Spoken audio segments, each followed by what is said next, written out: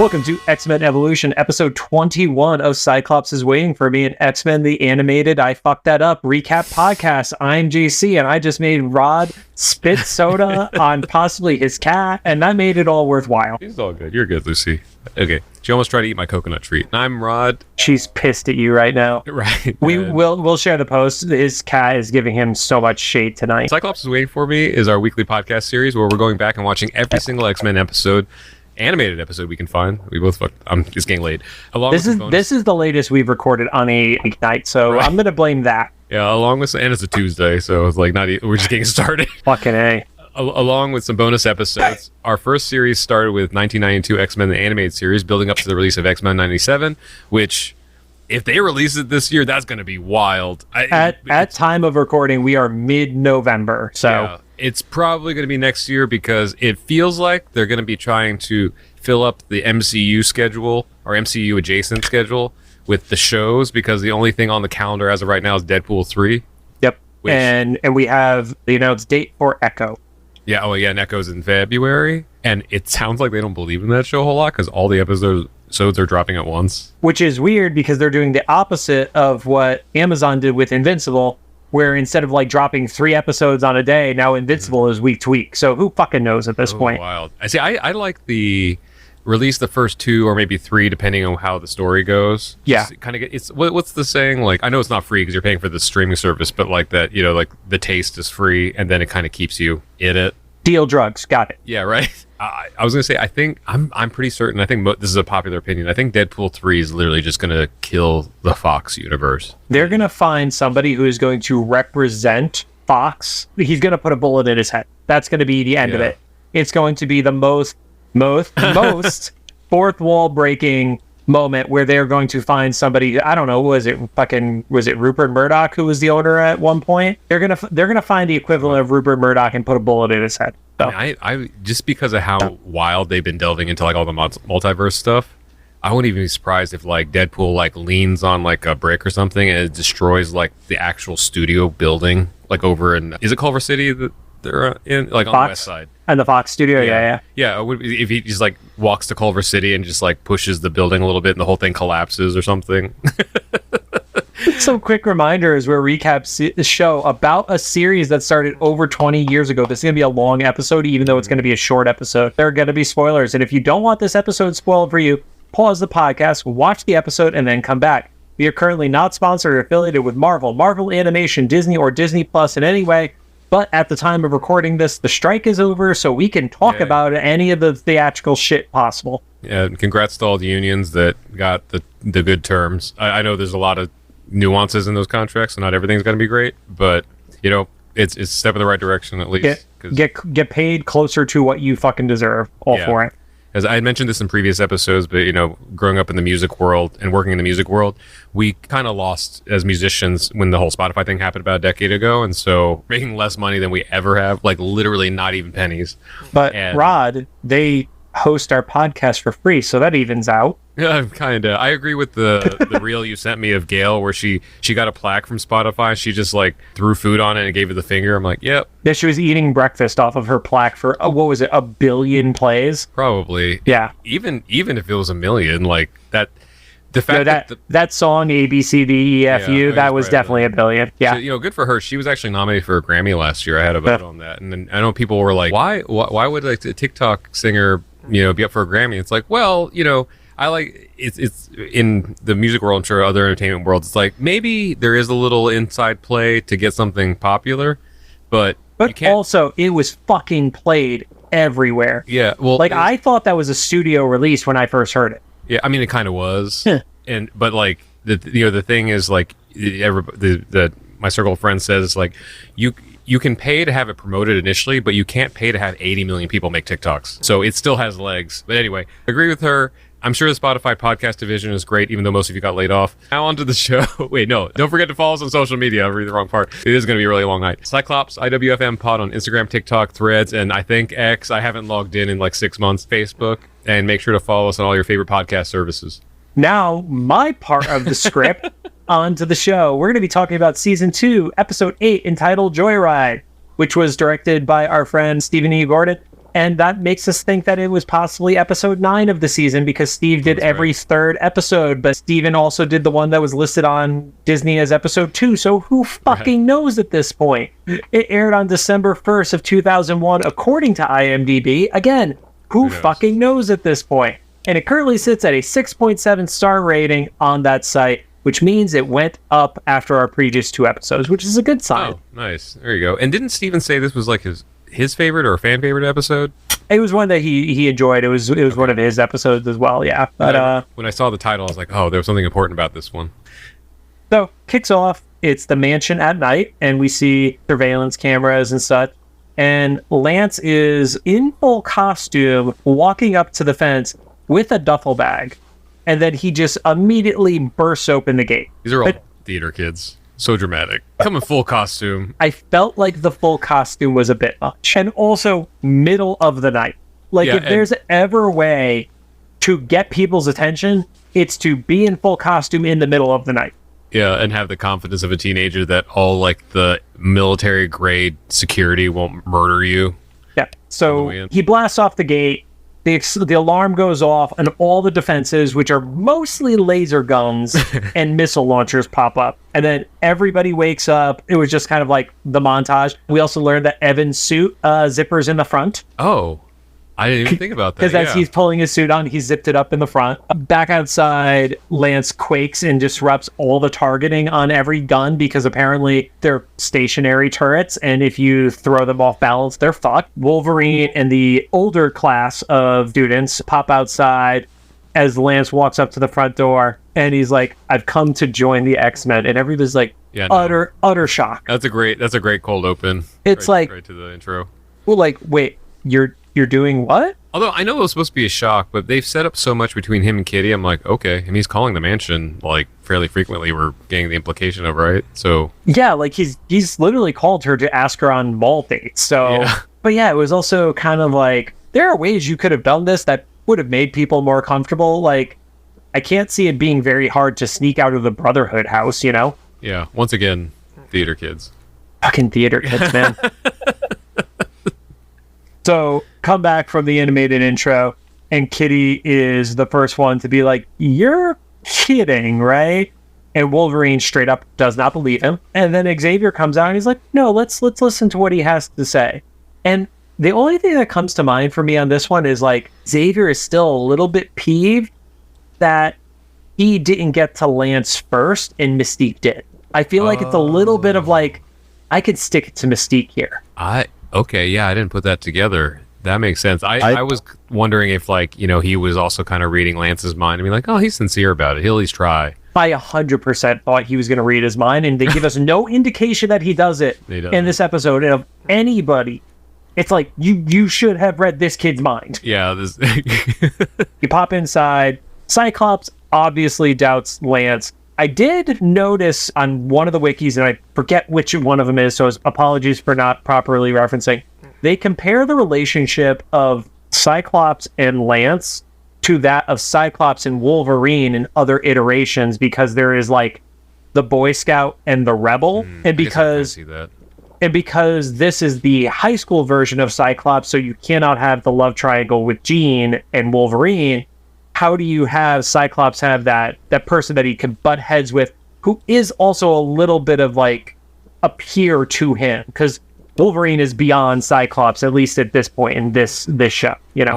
Yeah. And then we saw him and Lance kind of go at it when they were that like boot camp thing. The Death Mountain camp? Yeah. Oh, that's right. Yeah. Kitty kind of like does like the pseudo bitchy thing, which we've seen her do, which is like give a dig. And she's like, oh, you were kind of like tired of being with the losers, talking about the Brotherhood kids. Mm-hmm. And Lance just gives the answer of like, it's time for a change. Yeah. He said that and then he didn't elaborate. I was like, well, was I supposed to know what that means? I guess Xavier kind of extrapolates in a second, but I was like, Xavier's response is literally just fair enough. And I'm like I do wish right now, because I'm very animated and I don't know if it's just the caffeine is kicking in at this point, but that was just like, wait, are you reading his mind to know that that's fair enough, or are you just actually trusting this kid who has tried to kill your students before? Yeah. I get his later explanation. Scott is shocked, and Xavier tells Kitty to show Lance to his room, and Kitty has to be like a flirt with how she does it, where she like walks through the door and then pops through, grabs Lance, pulls him, phases through, and Wolverine just kind of is like, all right, fine, whatever, I don't give a shit, I'll kill all these kids at one point. Kill each other during volleyball. Yeah, exactly. Beast is already offing half of the New Mutants. And then Xavier explains, it's like, yeah, it's because he wants to be closer to Kitty. And like, let's give him the chance to genuinely follow through on that and give him a new beginning. And it's like, you're putting faith in this kid just out of hormones. That's what page we're on, right, Charles? Yeah, my note here was like, well, Xavier, whether it's telepathic or not, knows that Lance and Kitty are horny. She takes Lance to his room, or the guest room, I guess, and already it's like leaps and bounds better than the slop they were living in at the Brotherhood house. Who knows? The Brotherhood house might have started nicely, and then it just fell apart when Mystique was gone. Yeah, because we saw Mystique's room. It was like I can't see Mystique living in trash. Like I get why her room stayed nice, but like there's no way she would have let the kitchen fall into disrepair the way that it did after she was gone. She's gonna like Storm with like the bougie like glass bottles in the bathroom and stuff. Bougier. She makes Storm like look like a soccer mom by comparison, I feel like. So then before Kitty leaves Lance's room, which she's totally staying in there, they're doing other things, she warns Lance like it won't be easy, you know. Yeah, the others aren't gonna cut you any slack. And he's like, I think I can handle being X-Men, and they do that like 90s transition where he's like not handling things very well. Yeah, they show something obviously to allude to what's going to happen later, where it looks like they're inside the X-Jet. Also, I love that they don't call it the Blackbird; they just straight up call it the X-Jet in this show. I'm so not used to not being able to call it the Blackbird. But Bobby is in the pilot seat. He's not a very good pilot. Lance immediately looks nauseous and is ready to throw up. And then Bobby stalls out very, very quickly. The second Cyclops was like super calm about it, I was like, oh, it's got to be a simulator. There's no way Cyclops is this okay with somebody stalling out the jet right now. Oh, I didn't think about that. I just assumed it was like, oh, there's like some failsafe or whatever, because this isn't as bizarre as the other Danger Room things are. I thought maybe there's like a, it's like the driver's ed car where there's like a second steering wheel or something. I don't know. There is, but stalling out a jet like that is not as simple as just like slamming on the brake, I feel. Yeah, I get that. But yeah, so it's a simulator. It has the fatal error. And Bobby is very, very proud that it took him twice as long before he fucked up this time. I mean, I guess if you started pretty bad, then progress is progress. I mean, double the length of time. That's a 100% increase, right? Yeah. And then Wolverine scolds Bobby, and I wish I looked up the phrase. I did not. I forgot to. But he basically says, like, you're going cowboy commando. And I was like, that's got to be a very specific, like, pop culture-y reference. I feel like that it just was such a specific phrase to hear from him. Well, it's not autofilling. Let's see. Whoa, hey, there's a wiki. Cowboy Commandos is a 1943 American Western film. Oh my god. There you go. And is one of the characters a loose cannon or some shit like that, probably? You know how not significant this movie is it does have a Wikipedia entry. It is one paragraph. So I can read the whole thing here. Cowboy Commandos is a 1943 American Western film directed by S. Roy Luby and written by Elizabeth Beecher. The film is the 22nd in Monogram Pictures' Range Busters series. It stars Ray Crash Corrigan as Dusty, Dennis Moore as Denny, Max Terhune, sorry for mispronouncing that, as Alibi. It's okay, they're dead. Yeah, Evelyn Finley, Johnny Bond, and Bud Buster. The film was released on June 4th, 1943. So it's one paragraph of one very long sentence, and the second sentence reiterates the first part of the first sentence. It does. So maybe, I don't know, maybe, I guess if you like this Range Buster series, maybe this is what it's about. It's like just like going rogue. Yeah, and he also used the term that Bobby was hot dogging, which I was just like, it sounds like it means something else. No. We've talked about this.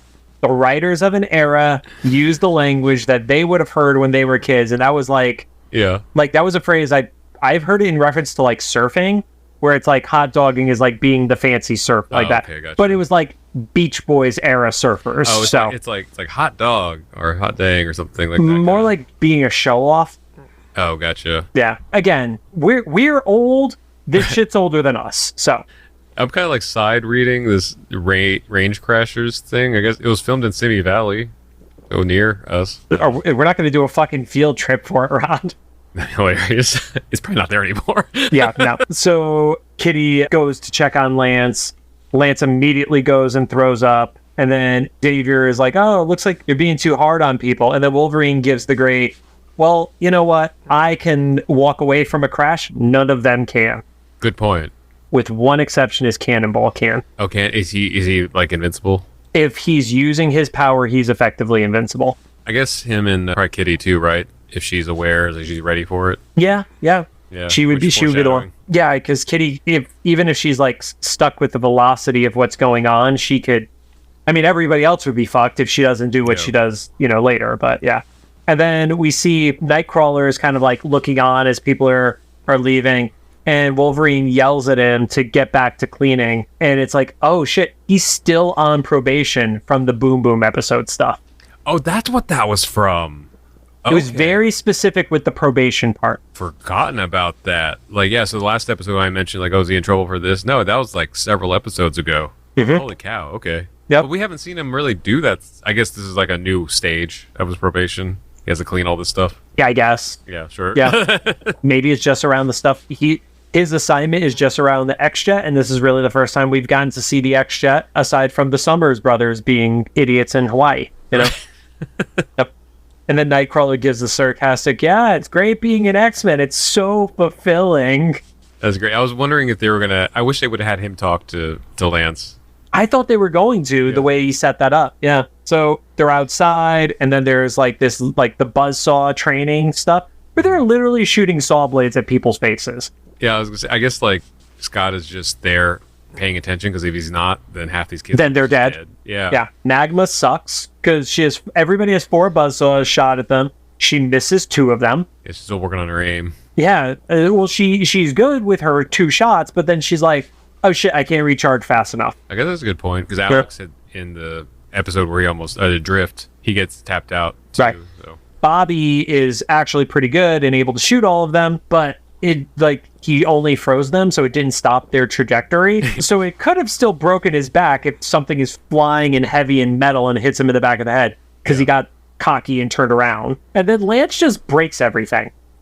I mean, he technically accomplished the goal. He accomplished the goal the same way when you said, oh, I had these swimming lessons where I used my foot instead of retrieving something off the bottom of the pool. Yeah. And actually, it didn't even start yet, because Evan was setting off the buzzsaws, and he didn't get to start. Yeah, they didn't even get shot. He just broke all the launchers. Yeah, but you do see there is that quick moment of, like, camera cuts to Kitty, and she gives, like, the schoolgirl laugh. Jump over to the danger room, and there's, like, an obstacle course, and Lance is hopping over a wall. By the way, he is in the trainee uniforms at this point, too. He's not in his Avalanche uniform. He is literally in, like, the blue and the shoulder pad yellow and red X's right now. Was it in this scene or another one where Scott makes a comment like, this looks better than the upside down fish bowl or something? Or fruit bowl? I think it might have been the previous scene. I'm not sure which one. I don't think it was this one, because Scott was up in the control tower. I'm so glad they addressed it though. It's like, okay, even in universe they know it looks dumb. Yeah. But Lance is kind of like at the back of the pack, almost loses his balls to a giant buzzsaw or a drill bit coming out of the ground, basically. And then Scott is like, oh, check this out, and does a cheap shot that fucks him up. And he high-fives Kurt, and that's where I was confused. I thought this would have been like, Kurt would have been like, no, stop being a dick, dude. Yeah.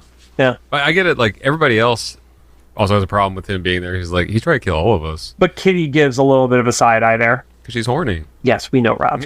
Jump outside, and they're doing pool training where you have 4 team members looking to save 4 other team members from the pool. I did love that Wolfsbane's solution is just to turn into a dog. Oh, was it a dog? Well, it's like a wolf thing. Yeah. It looks so feline. I was like, why would a cat jump into the water? A dog makes more sense, or like a coyote or a wolf. Yeah. Well, it's a whole, I think we talked about it in 92. It's like the whole like lupine grouping where it's the descendants of like the feral animals. So you have Wolverine, Sabretooth, Wolfsbane, Feral, who's a part of X-Force. Like they're all dog-ish in certain degrees. So Bobby, of course, just uses a little ice ramp that he builds. and then Lance and Cannonball pop in or like dive into the water. And as Cannonball is going to, use his power underwater, which I don't think you really need to, go 15 feet in a pool, Lance like nudges him and it sends him completely off course, and he just like shoots into the air. He also hits Rogue in the head with the lifesaver. Oh no. Okay, so that's what he does. That was when he's like, does he throw Cannonball? Like I could tell what was happening there. It was as Cannonball was starting to use his power to go faster, he like nudged him, and that sent him like off course. That makes sense. Cause, it's like if someone's shooting a gun and you like bump their hand. Yeah. When they're triggering it. Yeah, pretty much, except the bullet is the human being yours. Yeah. And then he shifts over to save Kitty. And like, of course, Scott is pissed because he's like, you threw off somebody else. You left the other girl to die after you hit her in the head and probably concussed her. He's like, but look who I saved. And it's like, didn't he say like you just drowned 4 people or something? You drowned two people. That cracked me up. It's like you didn't save the right person. You drowned 2 people. Yeah. Jumps over, and I'm assuming this was all like going to school, like because we know they train at stupid hours. But they open the garage, and Lance, Bobby, Cannonball, and Jubilee are hopping into the Jeep to head to school. And you see that Scott's car is totally fucked up. He blames it on Lance, and then Lance is like, oh, it sucks. You might as well, kick rocks. And at that point, I was not sure that wasn't Lance who did it. Yeah, I just assumed it was because, like, after the fact, it read that they were going to school to me. But at the moment, I was like, oh, they're just stealing someone's Jeep. I didn't get the impression they were stealing the Jeep because everybody was doing it in front of Scott. Yeah. Don't get me wrong. They're a bunch of stupid teenagers, but you don't do it in front of the Boy Scout. Yeah. Jump over to school, and you have what was expected is a confrontation between Lance and the Brotherhood. From that, there was, like, one really interesting thing that stood out to me is Toad is like, yeah, Mystique is going to be pissed when she gets back. And it's like, there's just that little bit of hanging on to hope that Mystique is coming back. And none of them have any evidence to think she's going to. Yeah, other than, like, loyalty. Yeah, it's really just blind loyalty. And Lance is kind of, and maybe that's a part of what it was for Lance of why he decided to make the jump of like, yeah, she's not coming back. Like, he actually calls out that she's not coming back. Yeah, he has a little bit more critical thinking skills. Because I guess it's the thing about the brother. I mean, both the Xavier and Mystique kind of, one way or another kind of prey on impressionable kids. Yeah. But the Brotherhood feels like they're more impressionable because they seem to have, like, even with Boom Boom joining, have like a little bit more trauma than a lot of the X kids do. Yeah, they're the kids who, when the shit hit the fan, they didn't have any support system, it feels like. So, yeah, he says, Brotherhood is history. You guys just don't know it yet. And that's when Boom Boom is like, oh, so you're one of them. And it's like, you were one of them. Right. You joined them willingly first. I guess she left, and she's like, that's the point. But. Yeah. And then Blob gives the saddest line of the episode, too. He's like, I used to look up to you. Well, because Blob, we've established, like, he's not, like, the sharpest, crayon or whatever, but so he needed Rod. Was it tool in the shed? Yeah. But I mixed together two. Knife in the drawer. Yeah, my old go-to when I was a kid was not the brightest crayon in the box. In the pastel box. Anyway. One day I'm just going to turn on screen record and not tell you. Yeah, I'm tired. So Bob, he always, like, he needs, like, a leader, and the leader almost more for purpose than function. Yeah, it's not that he can't do stuff by himself, but he needs somebody to give him direction. Yeah, and, like, why? Yeah, he needs a leader. Yeah. Mm-hmm. And as he's walking away, they, like, throw that final jab of, they're not going to accept you, right? Yeah. And he's like, that's kind of true, because they kind of didn't. I mean, they definitely didn't. Because Xavier had to kind of, like, override. Yeah. Jump over. It's the Institute at night. I do appreciate in these episodes, you get lots of, like, transition times over multiple days, too. It's not like everything happens in an afternoon, except in the Adrift episode. Right. And Lance and Kitty see other members who are sneaking out. And then there's, like, a weird horror shot in the middle of this episode where Kitty is preparing a snack and she drops an apple and she gets down under the table, bites the apple, and then, like, phases only up to the point of her neck. So as Lance is like following the people who are sneaking out, it's just her head on a platter with an apple in its mouth, and it was just like that had to be ripped from some horror movie. Like that particular shot, it was creepy as shit. I loved it. I would love to have been a fly on the wall in the room when that got pitched. You know, they're like, oh, we should have Kitty's head on a platter, because then Lance faints. It cracked me up because it's like random. But I love random humor like that. It's random, but it makes sense for the world. It's not like it doesn't fall into like the non sequitur territory, like Family Guy type stuff, where it's just like a joke that happens because of a reference. It's like, no, this is actually makes sense with regard to what the characters and, you know, quirky teenage life with powers kind of shit. Because weird shit like that would happen in a house full of people with superpowers. Oh, I'm sure. Also, it was like, we're assuming, once again, like 1:03 a.m. or whatever, right? Because it was late enough for them to sneak out without any adults noticing. So Lance is probably walking through the halls in like the dead of night. Well, Lance saw movement, which is why he started following. And then Kitty definitely looked like she was like putting together a midnight snack scenario. It's like late at night, and you see like a head, you know, of like your girlfriend, I guess, you know. When you're definitely not expecting it. Yeah. Yeah. So we see the van drives off, which I still refer to as the Punisher van. Like, I know it's obviously the X-Men van, but it reminds me of the Punisher's van, just the way that it's shaped. And it has Bobby, Cannonball, Multiple, and Jubilee in it. What's funny, Rod, is before you realized in this episode that it was Jubilee, I literally wrote it down as a blank space, so I didn't accidentally say Jubilee in case you had not established who it was yet. No, I guess the last episode. Yes. It got confirmed for me in this one, even before they called her out, because I watched with captions. So like, I want to say like maybe 5 minutes before this moment, it has Jubilee, and then she says something. Okay. I was right. Okay. So Bobby should never drive anything ever. I love that they like just let him drive, even though he's like constantly failing that simulator. And also looks like he's the second youngest of the group. Yeah. Because Multiple's definitely the youngest one by comparison of the others. Yeah, he's from that group. Because they even like kind of exclude him later. Because he's so much younger. So Bobby makes an ice loop that they drive through perfectly, which I think you need a super van to be able to do it, because I'm pretty sure stunt drivers have died trying to replicate that. On like regular ramps that aren't ice. Yes, exactly. They start hitting buttons and shoot missiles into the ocean. They have like an afterburner that they hit, which is not actually like an afterburner, like a nitro that makes you go faster. It literally just sets the road on fire behind you. So they drop a power line in the pole for it. And I'm just like, wow, these kids are all fucking idiots. Yeah, because they're like, nothing's happening. And I'm used to the version of Bobby from the comics where he was always like the younger one of the original five. But this Bobby is just like an agent of fucking chaos, man. Yeah. He trips Scott in one of his early episodes. He cheats at every game. Like, yeah.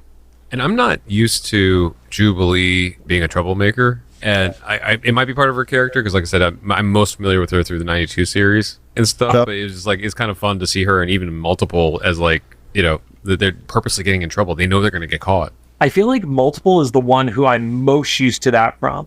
Not Jubilee, at least from what I've read, but like Multiple I'm going to call him Jamie, because saying Multiple without saying man after just feels weird. Like, he will split off doubles who will go and have their own separate lives, and like, one becomes a fucking professional comedian and one becomes a preacher and shit like that. You can do like long term? Until he reabsorbs them, yeah. That is wild. All right. Yeah. So I'm used to that version of Jamie, as opposed to like, this is kind of like bullied little brother Jamie. Yeah. Yeah, they're driving around. At one point they hit like a bump, and Multiple just like crushes into Jubilee and stuff like that. It's like, it's a fun scene. I gotta give him credit. Like, they're all morons, but it's a fun scene. Yeah, that's a fun moment when he like, it's like an involuntary thing. It's like if he sneezes or something, like he'll. It's basically anything that's like causes damage, quote unquote. Like, if it's the equivalent of in Dungeons and Dragons, you got hit with a 1, that is enough to do it. Oh, like, it's funny. Literally, as long as damage happens, it causes him to multiply. Man, I'm imagining if they're never going to do this because he's not popular enough, but if they added him as like a DLC to Mortal Kombat or something, it'd be a funny kind of like random thing to every time he gets like uppercutted or whatever, he just keeps like multiplying. I also don't think with Capcom owning the license for Marvel versus Capcom that will ever... No Marvel characters will ever be in Mortal Kombat. Exactly. Will not allow it. Yeah. So they get back to the Institute right around sunrise. Bobby crashes into bed, and then immediately Xavier sends the whole like, hey, students, we got a Professor Logan session in a few minutes. It's wild because I remember like logically, I remember like factually being able to do that back in like my 20s or whatever, and especially in my teen years, just staying up all night and then not sleeping and then going to school or doing whatever. My body cannot fathom how that works now. Like I'm 41 and I'm just like, how? Like I just would have passed out and gotten in trouble. I mean, I'm pretty sure the only reason people our age are able to do it is if they do coke, because my body is not going to let me do that naturally. So whoever is gonna do that, it's like, oh, you're got it. Yeah. No judgment, but you're definitely on something right now. Yeah, because I can't even try hard enough. I'm just like go full like narcoleptic, you know. I don't know if this happens to you, but like if my buddy hits a point, it's just like wherever you are, whatever you're doing, you're just gonna just sleep, you know. I have not had that happen to me, but I've definitely had the times where I've like, when I flew to Japan in 2017, I forced myself to stay up to the point where I got into the Uber at like 5 a.m. to try to reset my body for it. And I sat in the Uber and all of a sudden I was at LAX. Oh, jeez. Yeah, it was that fast to turn around. That's wild. Jumps back into the hangar. Nightcrawler is washing the jet. And this was the most Rod is going to pick up a line ever statement that I could think of, which I guarantee now you did not pick up on because I've said that out loud, where he mentions that washing the jet has turned his fur kinky. Oh, that was one of those terms that like kind of in the mainstream evolved over time. So it was funny to hear, but I got what he meant. But it's also, there's reminders of like, oh, he's furry. That's right. It's just when he's animated, he looks like blue skin. But I like the visual of him using all 4 limbs and his tail. And his tail each had washcloths or scrubbers on them and stuff. Whatever. And it was crazy. I guess if he's only doing it before school, it makes sense. But he was saying like he's been spending a month detailing this thing. I was like, holy shit. I mean, it's fucking big, dude. Yeah. Like, let's be honest. Like, I don't care what kind of superpowers you have. If you're not doing that all in a single sitting, it makes sense that it would take a month to go. But also, like, if they are taking it out in between, like, that's just never going to be done. I think that's the point. It's kind of like the military in that way of like they give you a task that no matter what, when you're in training, to like not break your spirit, but to break you in, they give you a task that it's like the toothbrush on the floor or something. I was thinking with the dude who keeps pushing the boulder up the hill kind of scenario. Oh, like you can never actually finish the task. Yeah, not Atlas. No, Sisyphus or something close to that. Sisyphus, yes. Sisyphus. I was like, I need to know this because I literally had to write a song last year using that visual. I should know this name. Oh, I thought you were going to say you had a rhyme with Sisyphus. That too. We had to use his name. I forget what we ended up doing with it. I've written a lot of music this year. You rhymed it with syphilis, I'm pretty sure. Right. My best rhyme, though, you have to look it up, is back with my last band. I was able to get a response from the singer Ingrid Michaelson. She tweeted out the song we did. She was like, I didn't think my name rhymed with anything, but these guys did it, and we did. So you have to look. All right. Scavenger hunt for the audience, or I'll post it on Instagram in a few days. Right. Also, it was pretty easy. The song's literally called Ingrid Michaelson. So some people use breadcrumbs. Rod threw the loaf of bread at your face. Right. Yeah. But you still have to go find out how we rhymed it. I still think it's clever, and she did too. So at that point, Scott notices the new recruits coming in. And of course, he's happy and go lucky. He's well rested. He probably slept 9.5 fucking hours, like the nerd that he is. He says something to Logan of like, "Are you sure you're not working them too hard?" Yeah, it was such a funny thing for them to circle back on because it's like, oh, that's why they were tired before. And because Logan's a total taskmaster. Right. Yeah. So Bobby is excited because they're with the jet, and Wolverine's like, "Yeah, we're gonna move up to the next step in your training." And like Bobby is again, dumbest version of Bobby I've ever read or watched, because this Bobby's like, yeah, I've died in the simulator in 18 seconds, so why wouldn't I fly the real plane right now? Yeah. Wolverine reveals it's actually going to be the X-Van instead. they did not get very creative with the names of their vehicles in this show. It felt like that one of the reasons they didn't call it the Blackbird, unless there was like a legal reason or something, was they just wanted to have all the vehicles be X whatever. That's got to be like the 2000 era naming convention, right? Yeah. And I think it's kind of like how in the early 2000s through the end of the 2000s, everything was like I something. It's like iPod. You know, for a while people were calling the Apple Watch the iWatch. Oh yeah, I remember that stuff because it was like, you remember when everything was lowercase I something? You iDog. literally have an iMac phone case. Oh yeah. I was going to show, but we're on an audio podcast. God damn it, Rod. They head over to the garage, they open up the doors, and they see that the van is all messed up from the previous night's excursion. And Scott immediately looks at Lance in blame. So yeah. I like how there's no ever any conversation either, and it kind of implies there's no punishment either, unless Lance is just taking the punishment. Yeah, it's like, or they just kind of did the punishment off camera kind of scenario. Yeah, because Scott, he never denied doing the thing to Scott's car either. So it's like he didn't deny doing this. So I guess it's like, prove that I did it if you really want to have this war kind of scenario. Yeah. Goes to, the following evening. So they had a full day of school and, training, and Nightcrawler has spent more and more hours detailing everything. And they're yelling, or not yelling at, but they're scolding Multiple that he's not allowed to go. Yeah. It takes up too much room, literally. Yeah, and that's where I got the younger brother, because in addition to how he's being treated, he also looks physically smaller than all the rest of them. So that's why I was like, oh, he really is in younger brother status of this group. If I'm remembering correctly, I think he almost tattled on them, right? Because earlier when they were getting ready to open up the garage door, he's like, should anybody? And then someone nudges him and then he like splits off again. So I think maybe it was like a combination of like, okay, he literally takes up too much space in that back seat. And he can't keep his fucking mouth shut. An arc on us. Or slip. It might not necessarily be that he's going to tattle, but it's like, oh, he doesn't know how to keep his mouth shut, and they're going to figure stuff out. Yeah. So he's not allowed. Sam, Bobby, and Jubilee still want to go, and Jubilee wants to bring Lance along.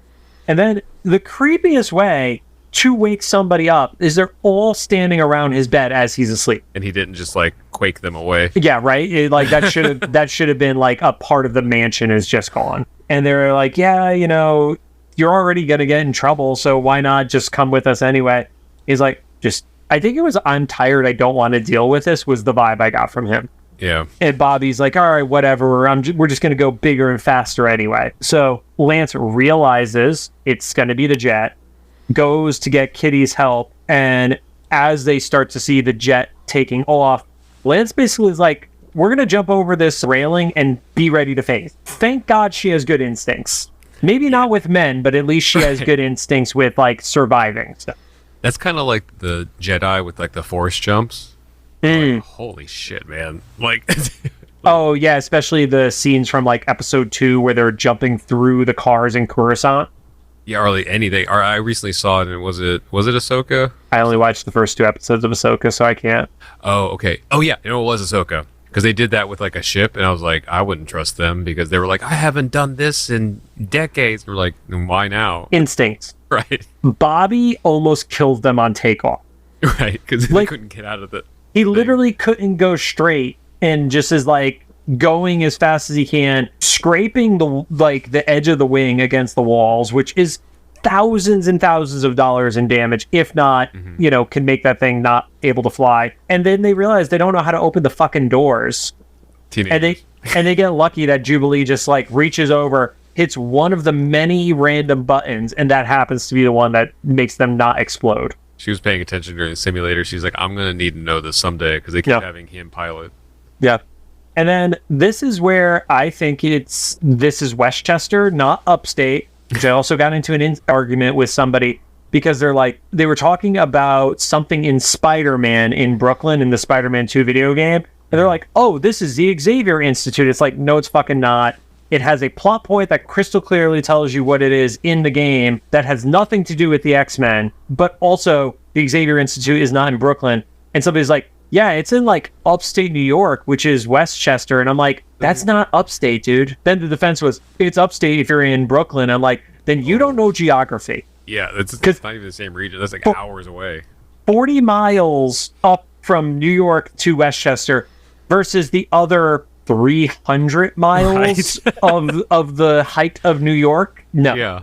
So, which sidebar, JC sent me a screen cap of the Spider-Man game, and it took me a full 10 minutes to realize it wasn't like a photo. So I sent Rod, I believe the suit is called the Secret Wars suit, and it was spider. Well, every suit has 4 variant colors on them, but it was the pink version of the Secret Wars suit. And I was like, I for a while I was like, oh, was that? I didn't know if it was a friend of yours, and then you said you had gotten it, so I was like, oh, okay, I guess he's doing a cosplay thing or whatever. And then you sent me another screen cap, and I was like, oh wait, this is a game. There is a suit I did unlock that is for Miles, and I believe it's called Best of What They Do, and it is a Wolverine inspired suit for Miles. Fun. I also might just be kind of, I don't know, trained to see stuff like that as being way more amazing. I mean, it's really great graphics, but I play a Switch and I'm currently playing Mortal Kombat 1. So if anybody wants to look up what those images look like, they're getting a little bit better. Still not great. No comments. I read that as they were flying through New York City. Yeah. And then which is why I said last episode, I was like, I didn't realize this was in the fall of 2001. So what a choice. Oh shit. To have the X-Jet fly through New York City. I mean, I guess you could argue that it's just any city, but you're right, because this came out in December of 2001. Shit. It was months after. Or wow. A couple of months. And I'm sure it was animated months before that, but what a wild. Yeah, I mean, I guess the good part of it is there's not a building that is explicitly New York shown. Yeah. There's not Empire State Building. There's obviously not the Twin Towers. Mm-hmm. It could just be any downtown area, quote unquote. Yeah. Also, it's a downtown with a cliff and a waterfall next to it. I have comments about that. Yeah. So they use Storm's weather hole. There has to be a better name for that. Weather hole. And then the little platform thingy. Yeah. And Jubilee start just shooting fireworks up in the sky above the jet, which I get. That actually makes sense of what her shitty firework powers could do. Yeah, super incognito. But it sounds like fun. I mean, this is literally just going on joyrides and causing trouble. At least they're not doing a lot of damage in this one, at least. Yeah, right. They actually caused more damage with the van to other people than themselves. So far. Yes. So they start speeding up. Kitty and Lance phase into the cockpit, which scares Jubilee, who throws a firework at the console. They're not treating your girl right, Rod. Right. This is not the mall baby eating chili dogs Jubilee. Right. Yeah, we have to remember she's like the other kids, they're not trained yet, they're just excited to have powers. So kind of like with Jamie or Multiple Man or whatever, it's almost you startle someone or they sneeze and then you don't know what's going to happen. Because of that, it just the jet keeps speeding up, the radio is fried. We're at the wonderful spot in the episode where John cannot read his note. Oh, Bobby hits random switches. That's what it is. Oh yeah. They're well, one of these got to do something. And it looked like, even though they didn't animate it, it looked like the jet was cloaked earlier. All of a sudden, it looks like they are decloaked.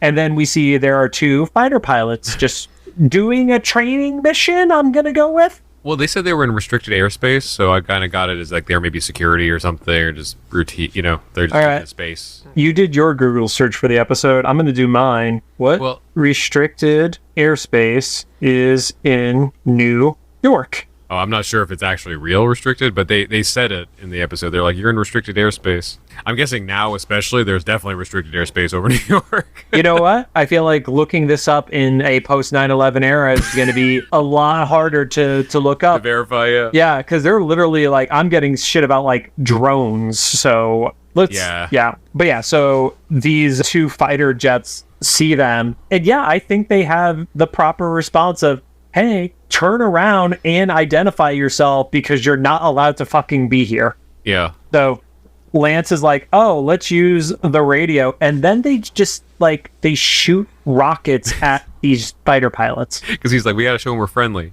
Yes, show them we're friendly. It's what he thinks is the PA system and just shoots a missile. And then retaliatory missiles get shot at them. To Jubilee's credit, she understands that if you're in a jet and people are shooting at you, you drop flares. Yeah, I think it's interesting that her fireworks have a hotter heat signature than the jets of the Shut up, Rod. X-Jet? Stop using logic. You're not allowed to do that here. But yeah, sure, spot on. It is definitely because isn't the whole thing with those flares is they burn so hot that it distracts, at least in a real airplane, not her fireworks. Oh, I don't know. I mean, that makes sense, I guess. I think that's the whole thing is like they burn so hot that it throws off the heat seeking. Mm-hmm. Yeah. So Sam is able to fix the wiring with gum. I would say he like hot wires it. Yep. And then Bobby proves why he has the worst instinct of any character ever. He just totally stops the throttle. So they start falling. Lance throws up again, and Kitty gives the my hero. And it's like, yeah, I get it, but maybe worry about not dying first. Right. Then Bobby is able to create a ramp out of ice to send them back up in, like, they were basically on like a luge with that, which, not for nothing, Bobby's power is pretty impressive to make that much ice out of nowhere. Right? Yeah, it's huge. Yeah. I think we've talked about it in the previous Bobby episodes, but like he's literally an Omega level mutant in the comics. Oh yeah, I didn't know that until you told me that. It's like, I guess it makes sense. It's kind of like Sub-Zero in the Mortal Kombat movie, the most recent one. I don't remember what he did in it. It's basically like a horror movie because like before he appears, you know he's there because everything starts freezing, like people start freezing, like, you know, it's like he starts like solidifying everything with moisture in it before he actually reveals himself. So it's like, I imagine Iceman's pretty similar. I mean, he literally makes himself into a kaiju, like to fight Bing Fang Foom, who is a massive dragon kaiju. So yeah. Your favorite thing in the MCU? Crystal clear. I do not have a problem with kaiju. I have a problem with an Egyptian god becoming a kaiju to fight another Egyptian god. Yeah. That makes no fucking sense to me.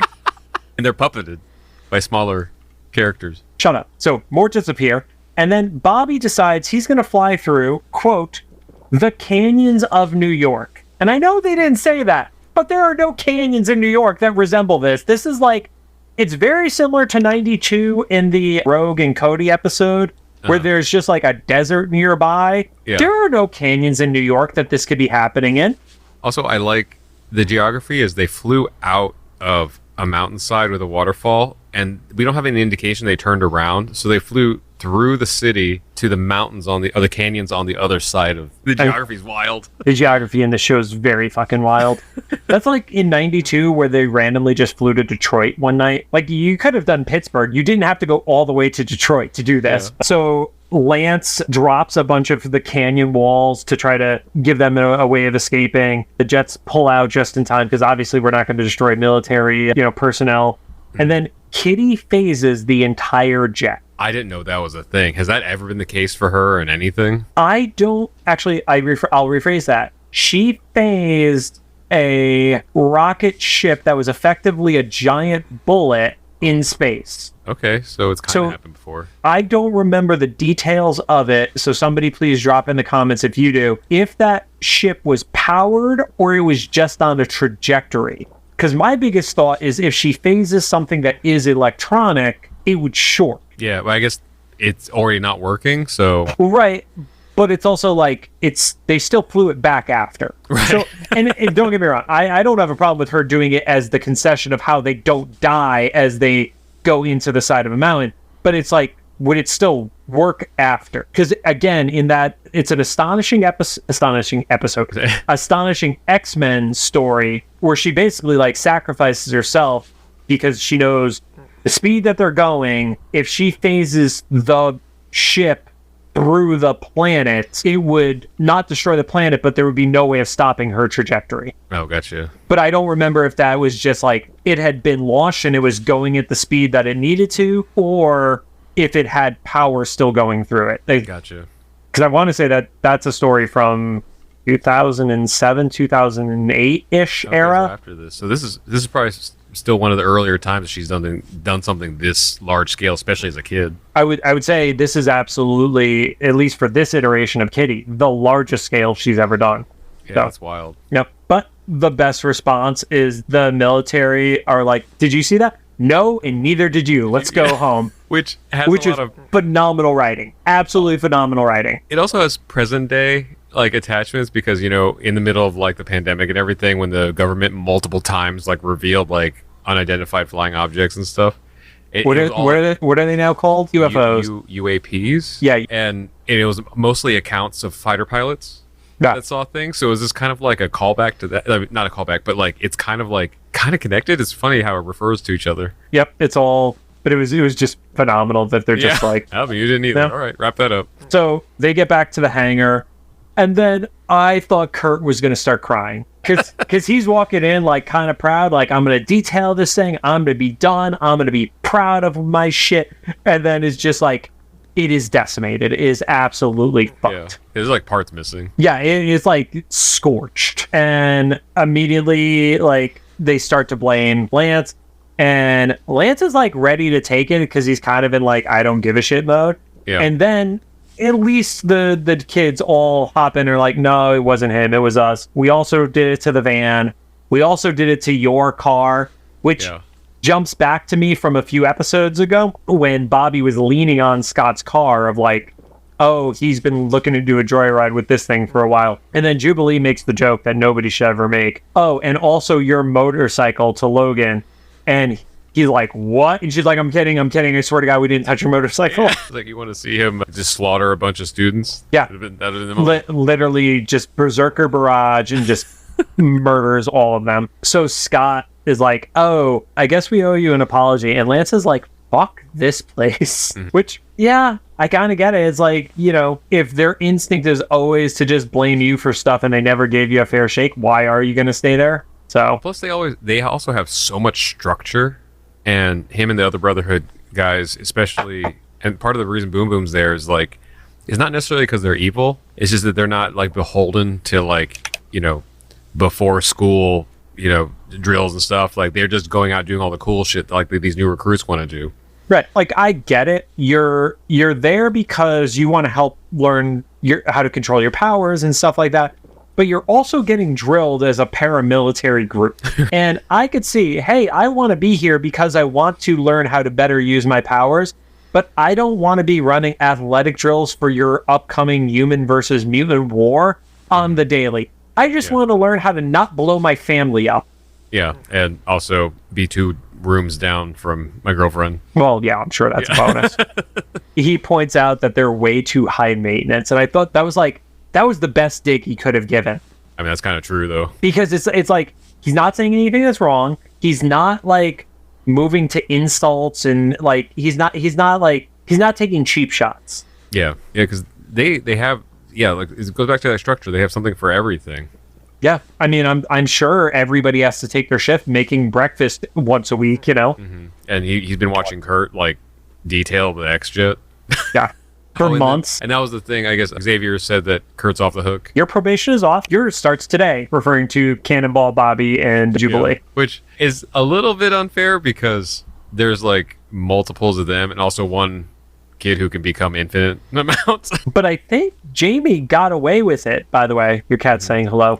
Oh, hey, Lucy. Yeah, you're right. I don't know how you do this. Like, no matter when we start, it's always right as we're getting towards the wrap up of the episode. Yeah. So that means that we've been going long enough. But yeah, Multiple kind of gets away unless they reference it in the next episode because he's not in the group that's getting in trouble right now. They were okay with Grand Theft Auto, but not Grand Theft Airplane. Right. And then Kitty runs up to Lance and, you know, gives him the goodbye. And it's very clearly a kiss on the cheek. It is not the hug. She actually did kiss him. Well, till we meet again tomorrow at school in physics, you know. So yeah, that's how this episode wraps up. And it's wild. There are certain things that are mentioned in some of these wikis as trivia, and it's just like restating a plot point. And I'm like, that's not trivia. That's like when somebody's like, there was an Easter egg of this, and it's like, no, it's literally referencing the thing from the first act, which is the smoking gun. Like a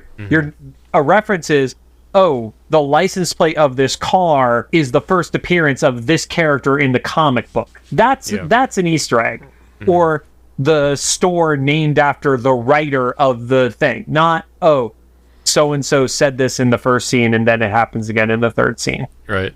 That phrase has lost all meaning at this point, and I blame Screen Rant for that. So come on, you're trying to eat my headphone cable. Come on. Yeah. I know you're hungry. So before Rod's cat eats our recording equipment, Rod, closing thoughts? This was a fun episode. I could see what Steven liked it because it was like kids being kids. So I'm going to guess, especially what he told us about a lot of the writers basing stuff off their own children. They probably had some experiences with their vehicles getting stolen and coming back kind of fucked up. And they're like, what would happen if my kids also had superpowers and access to a jet? My only critique on this one is, well, it at least had personalities associated to it and was not, just versus nature. It did feel like one of the weaker episodes because there is not a true conflict happening during it. Yeah, it was like conflict was authority.